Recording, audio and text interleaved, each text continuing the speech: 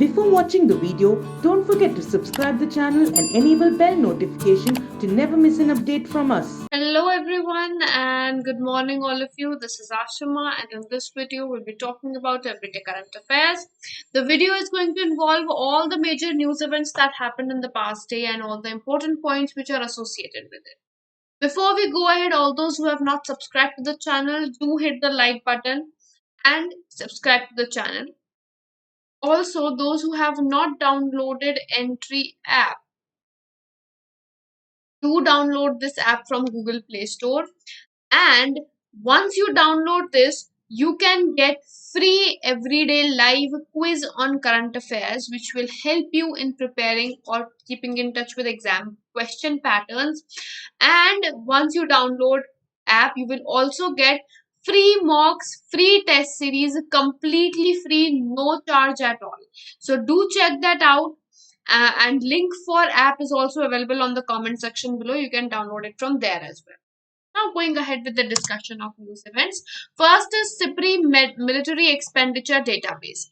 Now recently for military expenditure all around the world and the countries of how much they have spent in which purchase, we have this report by SBI. First of all, before we go ahead on discussing the purchases, what does SBI stand for? SBI is Stockholm International Peace Research Institutes, which publishes this report. Right now, in this, we'll be having a look at first of all top 5 military purchasers in the world. So, as per SBI report for 2020, the 5 biggest spenders, the top rank holder was United States with 778 billion US dollars expenditure, whereas China with 252 billion dollars expenditure stood at second position. Then India was at third position with 72.9 billion US dollars. Russia at fourth position with 61.7 billion US dollars, and United Kingdom at fifth position with 59.2 billion US dollars. These are the top 5 biggest spenders of 2020. And here you need to know the rank of India and who was the top rank holder. Then these 5 nations which we have just talked about, they comprise about 62% of the expenditure of world globally. So for global expenditure, which was at 1981 billion US dollars, it was rose to 1981 billion US dollars, which was an increase of 2.6%. With this increase under total expenditure, these 5 countries account to 62% of 1981 billion US dollars. Then we have IRDAI, Insurance Regulatory and Development Authority of India, which is the regulatory body of insurance in India. So it has allowed all the insurers to invest in debt securities which are issued by infrastructure investment trusts and real estate infrastructure investment trusts. So all those debt securities which are issued by InvITs and REITs are the ones which have been allowed by IRDAI to be invested in currently. And in this also there are certain caps which have been put, like for 75% for insurers investment must be in AAA rated assets, 25% of investment must be in AA or A rated instruments or assets. So for A, AA and AAA, how much investment can be done, that has also been regulated. Also, all the insurers can invest in below AA rating only if it is approved by IRDAI. So if someone wants to invest in a instrument which is below AA, then there needs to be an approval from IRDAI.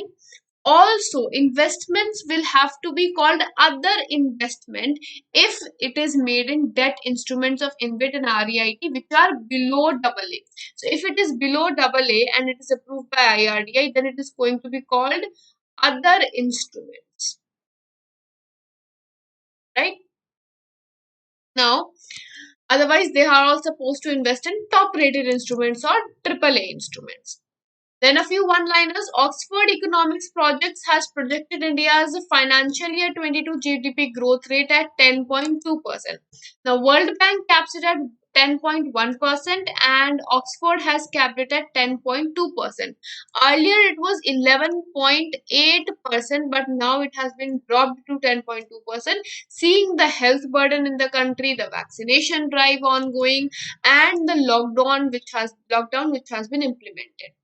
Then there was an Indonesian Navy submarine by the name KRI Kanggala 420. It has a split into three parts, or it has been found split in three parts on the shores. And it was on the coast of Bali Island. And on the coast of Bali Island, this has been found split in three pieces at depth of about 850 meters. Also, this submarine had 53 crew members. All of them are dead. Right? They have been all found to be dead. When was it launched? It was launched in 1980. In 1980, this submarine was launched, whereas in 81 it was commissioned. Right? Then UP based Shivalik Small Finance Bank Limited. Now earlier it was a Shivalik Mercantile Cooperative Bank. It has been approved as a small finance bank by Reserve Bank of India, and that is why it has become a small finance bank now, and it has started its function as a small finance bank from 26th of April. This was the first bank or first urban cooperative bank to become a small finance bank in India. Right now, if this has come to a picture, there must be some regulation that might have brought to it. So yes, there is a regulation. So license has been given under Banking Regulation Act of 1949. So BRA for 1949 is the one under which this has happened, and in this also it is under section 22. Section 22 of Banking Regulation Act 1949 is the reason under which this whole has happened. Right? Then we have Jhumpa Lahiri. Jhumpa Lahiri has launched her new novel, which is by the title Whereabouts. It's a book on English translation of Italian novel. Now, the novel was Yas Dav Mitrovo, and this was also written by Jhumpa Lahiri. This was in 2018. Now, for this Italian novel, English translation has happened, which is by the name Whereabouts, again by Jhumpa Lahiri, and that has been announced or launched recently. Jhumpa Lahiri has written the book Yastov Mitrov, and for this translation also has been done by Jhumpa Lahiri herself. Right?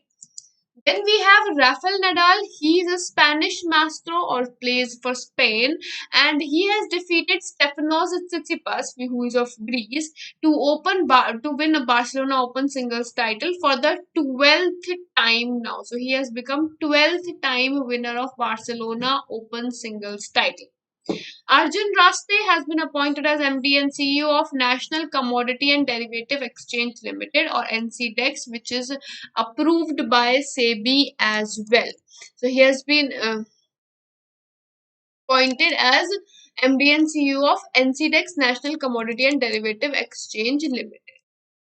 Then Google has announced 18 million US dollar, or approximately 135 crores financial assistance to India via two platforms. One is UNICEF, which is going to provide all the basic amenities that are required in the country for healthcare support, whereas one NGO by the title Give India has also been selected. Give India is for the funding for Give India is for all of those people who have lost lives during pandemic, those who have lost their people in this pandemic. And if we talk about UNICEF, that is going to have these supplies administered. Microsoft is also helping by relief efforts to purchase oxygen concentration devices. Then Workers' Memorial was held on 28th of April recently with the theme Health and Safety is a Fundamental Workers' Right. Now, in this, another thing that needs to be known is that who observes this or who organizes it. It is by International Trade Union Confederation. International Trade Union Confederation is the one which observes this date since 1909. 1996. Since 1996, this day is being observed. Then we have World Day for Safety at Work, which is again on 28th of April. This year the theme was Anticipate, Prepare and Respond to Crisis, Invest Now in a Resilient Occupational Safety and Health System. Who organizes or promotes this? International Labour Organization. In which year was it started? In 2003, it was started to be celebrated, right? And it was basically for prevention of accidents and illness during the work environment or during the work situation that was going on, right? Now with this we'll be winding up the segment, and I hope this session has been helpful. Thank you so much. Don't forget to like the video, share the video, and subscribe to the channel for everyday updates. Thank you so much and have a great day ahead.